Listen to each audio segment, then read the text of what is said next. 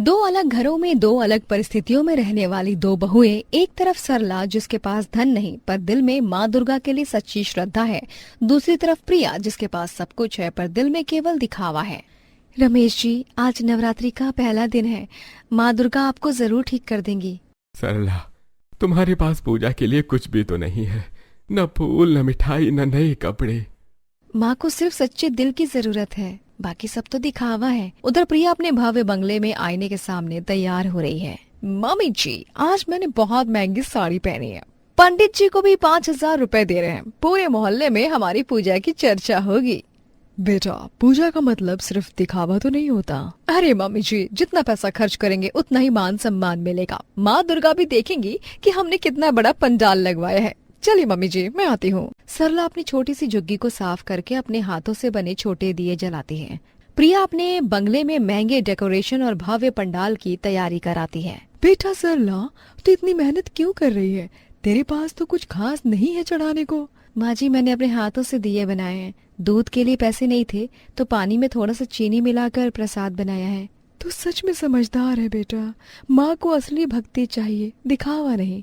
वहीं प्रिया के बंगले में एक से एक पूजा के महंगे सामान आ रहे हैं। पंडित जी, सोने के फूल मंगवाए हैं, 21 किस्म के फल, 51 तरह की मिठाइयाँ। बेटा प्रिया, पूजा का मतलब सिर्फ महंगा सामान तो नहीं।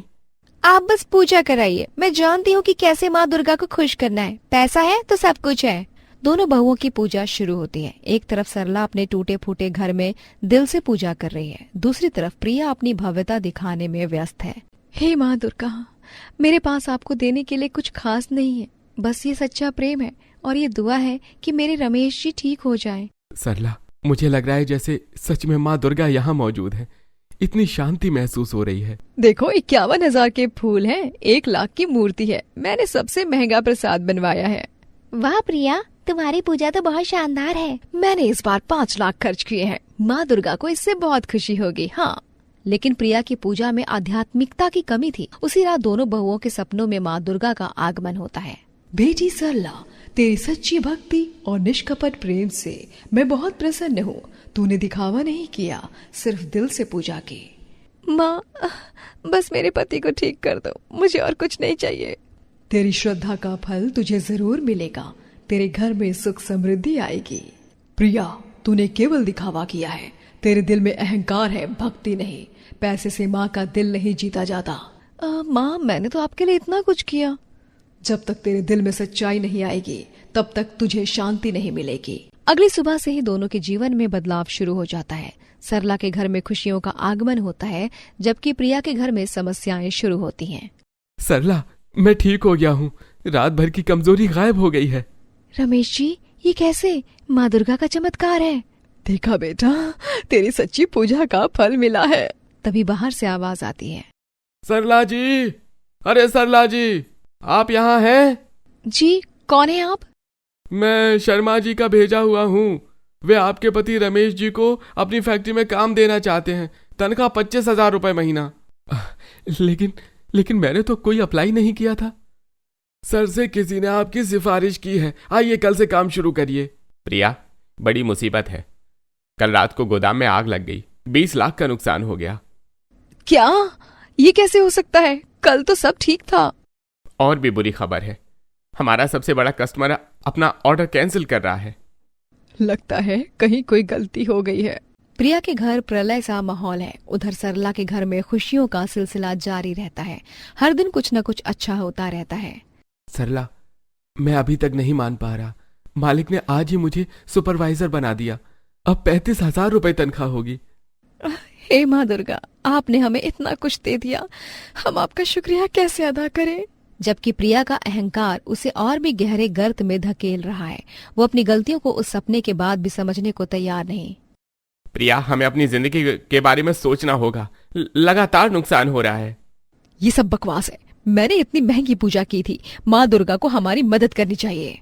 बेटा, कहीं पूजा में कोई कमी तो नहीं रह गई? कैसी कमी? मैंने 5 लाख खर्च किए थे, उससे ज्यादा और क्या करूं? प्रिया, पैसा खर्च करना ही सब कुछ नहीं होता। शायद हमें अपनी भावनाओं को देखना चाहिए। तुम सब मुझे ही दोष दे रहे हो। मैं सबसे अच्छी पूजा करती हूँ।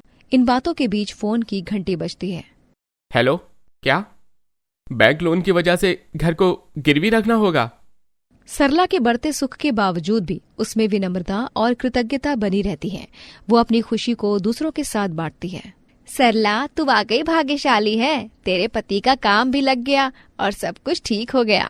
दीदी, मैं तो सिर्फ माँ दुर्गा का शुक्रिया अदा करती हूँ। उन्होंने मेरी छोटी सी पूजा को भी कबूल किया। सरला, आज मालिक ने कहा है कि अगले महीने से कंपनी का छोटा घर भी मिलेगा रहने के लिए। देखा बेटा, जो सच्चे दिल से पूजा करता है, माँ दुर्गा उसकी सुनती है। घर के बिगड़ते हालात देखते हुए धीरे धीरे प्रिया को एहसास होने लगता है कि कहीं न कहीं उससे गलती हुई है, लेकिन उसका अहंकार अभी भी उसे सच्चाई स्वीकार करने से रोक रहा है। बेटा प्रिया, मैंने सुना है कि इसी मोहल्ले में एक गरीब औरत की बड़ी किस्मत खुल गई है। किस्मत? सब झूठ होता है, अमीरी ही सब कुछ है। नहीं बेटा, लोग कह रहे हैं कि उसने बहुत सच्चे दिल से नवरात्रि की पूजा की थी, सिर्फ हाथ के बने दिए जलाए थे। आओ, हाथ के बने दिए? और उसे क्या हो गया? उसका बीमार पति ठीक हो गया, अच्छी नौकरी मिल गई, घर में खुशहाली आई है। ये कैसे हो सकता है? मैंने तो इतना कुछ किया था।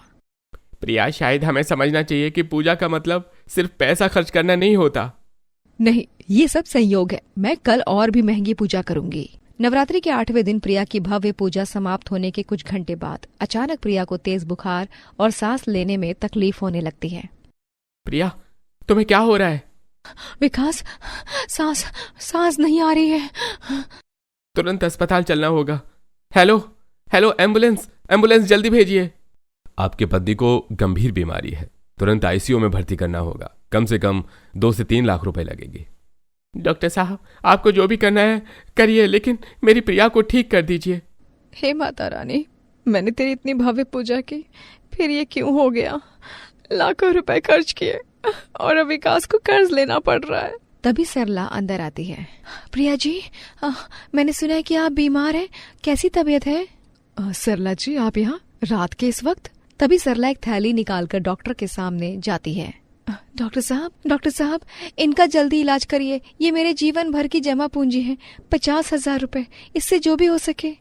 बहन जी, लेकिन अभी भी 1.5 लाख और रुपए चाहिए।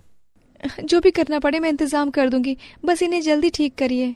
सरला जी, आप ये क्यों कर रही हैं? मैंने आपके साथ कभी अच्छा व्यवहार नहीं किया। प्रिया जी, माता रानी ने मुझे सिखाया है कि सेवा ही सच्ची पूजा है। आप भी तो मेरी बहन हैं। वहीं अगली सुबह विकास सरला के पास आया। सरला जी, आपने जो किया, मैं जिंदगी भर आपका एहसान नहीं भूलूंगा। भैया, एहसान क्या है, ये तो धर्म है। सरला जी, मैं आपसे माफी मांगती हूँ। मैंने हमेशा आपको छोटा समझा। अरे नहीं बहन जी, ऐसा कुछ नहीं है। नहीं सरला जी, मैंने लाखों रुपए दिखावे की पूजा में बर्बाद किए और आपने अपनी गाढ़ी कमाई मेरे लिए दे दी। सच्ची भक्त तो आप हैं। प्रिया जी, माता रानी सबको प्यार करती हैं, आपकी भी उन्होंने परीक्षा ली है। अगर यही पैसा मैंने किसी जरूरतमंद पर लगाया होता तो शायद माँ ज्यादा खुश होती। मैंने तो सिर्फ अपना अहंकार दिखाया था। वहीं कुछ दिन बाद प्रिया ठीक होकर घर वापस आती है। बेटा, तू ठीक हो गई। और सरला, तू ना होती तो पता नहीं क्या हो जाता। सरला जी, अब आप मुझे सिखाइए कि सच्ची पूजा कैसे करते हैं। मैं आपसे सीखना चाहती हूँ। बहन जी, सच्ची पूजा दिल से होती है, जेब से नहीं। दूसरों की सेवा में माता रानी सबसे ज्यादा खुश होती हैं। मैं वादा करती हूँ कि अब कभी दिखावा नहीं करूंगी। जो पैसा मैं फालतू खर्च करती थी, उससे गरीबों की मदद करूंगी। प्रिया, तुम्हारा ये बदलाव देखकर मुझे बहुत खुशी हो रही है। अचानक घर में एक दिव्य रोशनी फैलती है। बेटी प्रिया, तेरे सच्चे पश्चाताप और विनम्रता को देखकर मैं प्रसन्न हूँ। अब तेरे घर में भी सुख शांति वापस आएगी। माँ, आपने मुझे एक और मौका दिया। मैं वादा करती हूँ कि अब कभी अहंकार नहीं करूंगी। उस दिन के बाद प्रिया के घर में बदलाव आना शुरू हो गया। प्रिया, बहुत अच्छी खबर है। जो कस्टमर ऑर्डर कैंसिल किया था वो वापस आया है, 2 गुना ऑर्डर देने की बात कर रहा है। ये सब माँ दुर्गा की कृपा है। और भी खुशखबरी है, इंश्योरेंस कंपनी ने गोदाम के नुकसान का पूरा पैसा देने की बात कही है। उस दिन के बाद प्रिया का जीवन पूरी तरह बदल गया। उसने समझ लिया कि माता रानी भी उन्हीं की मनोकामना पूरी करती है जो सच्चे दिल से भक्ति करते हैं और मानवता की सेवा करते हैं। दिल्ली की एक गरीब बस्ती में रहने वाले राजेश के परिवार पर मानो दुर्भाग्य का पहाड़ टूट पड़ा था। व्यापार में घाटा, घर गिरवी और अंत में पति का घर छोड़कर चला जाना। प्रिया के सामने केवल अंधेरा ही अंधेरा था। अब क्या होगा प्रिया? राजेश तो भाग गया, घर गिरवी है और खाने को 2 वक्त की रोटी भी नहीं। सब तेरी मनहूसियत की वजह से हो रहा है। हाँ माँ जी, अब जो हो गया सो हो गया। अब आर्यन की पढ़ाई का क्या होगा ये भी पता नहीं कहाँ चले गए। कुछ समझ ही नहीं आ रहा मुझे। माँ मैं पढ़ाई छोड़ दूंगा, कहीं मजदूरी करके पैसे लाऊंगा।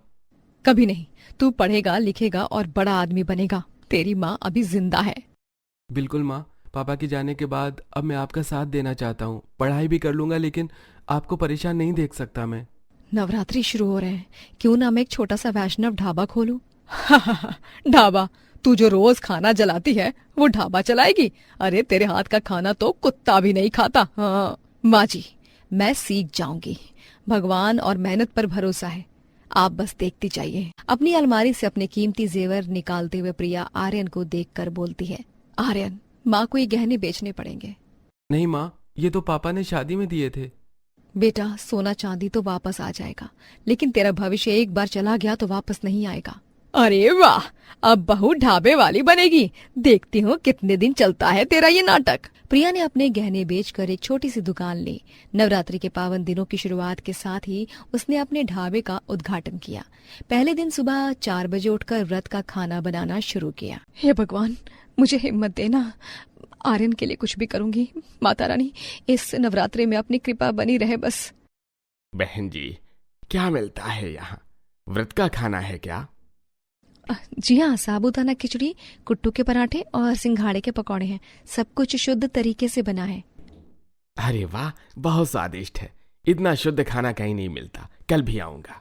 दूसरे दिन जब आसपास के लोगों को पता चला कि नया ढाबा खुला है और वहाँ बेहतरीन व्रत का खाना मिलता है, तो व्रत रखने वाले भक्त भी खाने के लिए आने लगे। बहन, मैंने सुना है यहाँ बहुत अच्छा फलाहार मिलता है। मेरा व्रत है, कुछ खाने को मिलेगा? हाँ बहन जी, यहाँ सब कुछ शुद्ध है। माता रानी की कृपा से व्रत वालों के लिए ही ये दुकान शुरू की है। और यार ये तो कमाल है, नवरात्रि में इतना अच्छा व्रत का खाना मिल जाए तो क्या बात है। इसकी साबूदाना खिचड़ी तो बहुत लाजवाब है। माँ, मैंने स्कूल में सबसे कहा कि मेरी माँ ढाबा चलाती है, तो सभी हंसने लगे। बेटा, मेहनत में शर्म नहीं गर्व होता है। तू पढ़ाई पर ध्यान दे, माता रानी का आशीर्वाद है हम पर। देख लिया ना, लड़के को स्कूल में शर्मिंदा होना पड़ा है। छोड़ दे ये सब। माँ जी, आज सिर्फ 80 रुपए मिले, लेकिन कल और मेहनत करूंगी। नवरात्रि में माता रानी का प्रसाद बांटने का मौका मिला है। हाँ भाई, मैडम जी करोड़पति बनने वाली है। देखते हैं कब तक तेरा ये नाटक चलता है। मेरा बेटा होता तो आज ये नौबत ना देखनी पड़ती। ढाबे में प्रिया 15-16 घंटे काम करती और अपने परिवार को पालती, साथ में सास की जली कटी भी सुनती। ऐसे ही 1 महीना बीत जाता है। अरे प्रिया, सुना है रात दिन ढाबे में काम करती रहती है। पति ना भागा होता तो अब ये सब ना करना पड़ता ना। दीदी, मेहनत करना पाप नहीं है। मैं अपने बेटे का भविष्य बना रही हूँ। और हाँ, मेरे पति भागे नहीं हैं, वो जल्द ही वापस आएंगे। अरे लेकिन रात के 11 बजे तक काम, ये कोई जिंदगी है? कोई नहीं दीदी, जैसी भी है मैं खुश हूँ। अब बस यही जिंदगी है। आपको कुछ काम नहीं तो जा सकती हैं यहाँ से आप। कमला मुंह बना के वहां से चली जाती है। तभी प्रिया का बेटा किताबें लेकर उसके पास आता है। माँ, आपकी आंखों में कितनी सूजन है, आराम कर लो।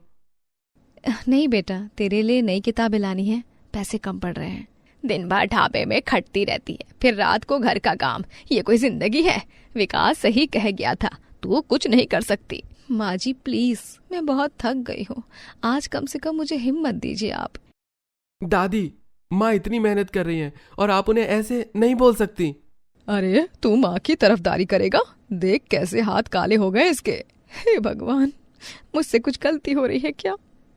बेटा तू बस पढ़ाई में ध्यान दे, माँ सब संभाल लेगी। अपने बेटे को समझा के प्रिया उसे सुला देती है, मगर रात भर उसे पैसों की तंगी खाए थी।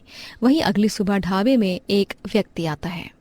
बहन जी, आपका खाना बहुत स्वादिष्ट है और इतना साफ सुथरा। धन्यवाद जी, मैं पवित्रता और सफाई का खास ख्याल रखती हूँ। आप चाहें तो थोड़ा सामान उधार ले सकती हैं व्यापार बढ़ाने के लिए। जी, लेकिन अगर पैसे वापस ना कर पाई तो? कोई बात नहीं, आपकी मेहनत देखकर लगता है कि आप जरूर सफल होंगी। उस अनजान व्यक्ति की मदद से प्रिया ने अपना ढाबा बढ़ाया। धीरे धीरे 2 महीने बाद उसकी जिंदगी में नया मोड़ आया, जैसे मानो माता रानी की सीधी कृपा उस पर पड़ी हो। अरे बहन जी, मैं पास के दुर्गा मंदिर का पुजारी हूँ। प्रणाम पंडित जी, कैसे आना हुआ? आपके यहाँ का खाना बहुत शुद्ध और सात्विक है। क्या आप मंदिर के लिए प्रसाद और भंडारे का खाना बना सकती हैं? सच में पंडित जी, मैं तो सिर्फ छोटे मोटे व्रत का खाना बनाती हूँ। बहन जी, आपके हाथ में भक्ति है। मंदिर में रोज 100 लोगों को भोजन चाहिए। महीने के 5,000 रुपए मिलेंगे। हाँ, पंडित जी, ये तो माता का आशीर्वाद है। उसी एक सप्ताह बाद ही उसको एक एनजीओ से बड़ा ऑर्डर मिला। आप प्रिया जी है ना? जी हाँ, आप कौन है? मैं सेवा संघ एनजीओ से हूँ। हमें आपके बारे में पता चला, आप बहुत अच्छा खाना बनाती हैं। धन्यवाद मैडम। हमें गरीब बच्चों के लिए रोज 200 लोगों का खाना चाहिए। क्या आप बना सकती हैं? महीने के 8,000 रुपए मिलेंगे। इतना बड़ा ऑर्डर? लेकिन मैं अकेली हूँ। आप 2 लड़कियों को हेल्प के लिए रख सकती हैं, हम पैसे दे देंगे। इतनी बड़ी बात से प्रिया मानो झूम सी गई। वो तुरंत घर में खुशी से भाग के आई। आर्यन, आर्यन, सुन सुन, मंदिर और एनजीओ से ऑर्डर मिल गए हैं। सच में माँ? अब तो अच्छी किताबें आ जाएंगी। है? ये क्या हो रहा है? मंदिर से ऑर्डर? माँ जी, माता रानी मेहनत करने वालों का साथ देती हैं। अब मैं रोज सुबह 3 बजे उठकर खाना बनाऊंगी। माँ, मैं भी स्कूल के बाद आपकी मदद करूंगा। प्रिया की मेहनत रंग लाने लगी। अब उसके यहाँ 2 हेल्पर काम करती थी। मंदिर, एनजीओ और नियमित ग्राहकों से अच्छी आमदनी होने लगी। बहन जी, अब तो आपका नाम पूरे इलाके में फैल गया है। हाँ अंकल जी, माता की कृपा है, लेकिन काम बहुत बढ़ गया है। माँ, मैंने 9वीं में टॉप किया है। टीचर ने कहा है कि मैं इंजीनियर बन सकता हूँ। सच में बेटा? हे माता जी, आपका शुक्र है। बहन जी, अब आपको बड़ी जगह लेनी चाहिए, रेस्टोरेंट खोलिए। जी, सोच रही हूँ। माँ, मैं भी अब बड़ा हो गया हूँ। मैं आपके साथ बिजनेस प्लान बनाऊंगा। आर्य ने 10वीं पास करके माँ के साथ मिलकर ढाबे को एक सुंदर रेस्टोरेंट में बदल दिया। अब यहाँ 10 लोग काम करते थे। माँ देखिए, हमारे रेस्टोरेंट का बोर्ड कितना सुंदर लग रहा है। बेटा, ये सब तेरी पढ़ाई और मेहनत का फल है। प्रिया जी, आपके यहाँ का खाना अब 5 मंदिरों में जाता है। और हमारे 3 एनजीओ में भी आपने गरीब बच्चों को कितना अच्छा खाना दिया है। 2 साल बाद ढाबे से बने रेस्टोरेंट में ताबड़तोड़ भीड़ के बीच अचानक विकास का प्रिया के सामने फटे कपड़ों में आना होता है। प्रिया, मैं। हाँ, विकास, तुम यहाँ? पापा, अब क्यों आए हैं? जब हमें जरूरत थी तब कहाँ थे? बेटा, मैं बहुत गलत था। प्रिया, तुमने जो कर दिखाया, ये सब तुम्हारी मेहनत से हुआ है। मुझे माफ कर दो। अब आया है मेरा नालायक बेटा। जब प्रिया रात दिन काम में पिसती थी तब कहाँ था तू? थोड़ी सी मुसीबत आई नहीं कि भाग गया था मुंह उठा के। माँ जी, गुस्सा मत कीजिए। माँ, मैं प्रिया से माफी मांगने आया हूँ। तुमने जो इज्जत और नाम कमाया है, मैं उसके लायक नहीं हूँ। बहू, मैंने तुझे कितने ताने दिए, माफ कर दे। आज तू हम सबकी इज्जत है। तेरी वजह से मेरा नालायक बेटा भी आज मेरे पास वापस आ गया। सब भगवान की माया है। परिवार बिखरा था, आज फिर जुड़ गया। माँ, आप हमारी हीरो हैं। आपने हमें कभी हार नहीं मानने दी। प्रिया जी, आपकी कहानी हमारे लिए प्रेरणा है। बहन जी, आपके हाथों में तो माँ अन्नपूर्णा का आशीर्वाद है। सभी का प्यार और दुआएं हैं। नवरात्रि में माँ दुर्गा ने हिम्मत दी थी, आज तक साथ निभाया है माँ ने। प्रिया की ये कहानी बताती है कि मेहनत, ईमानदारी और हिम्मत से इंसान कैसे भी हालात में सफल हो सकता है। उसका छोटा सा ढाबा आज शहर का प्रसिद्ध रेस्टोरेंट था, जो मंदिरों और एनजीओ तक पहुंचा था। सच में नारी शक्ति के सामने हर मुश्किल छोटी है। नवरात्रि के शुभ अवसर पर शुरू हुआ ये सफर आज एक प्रेरणादायक गाथा बन चुका है।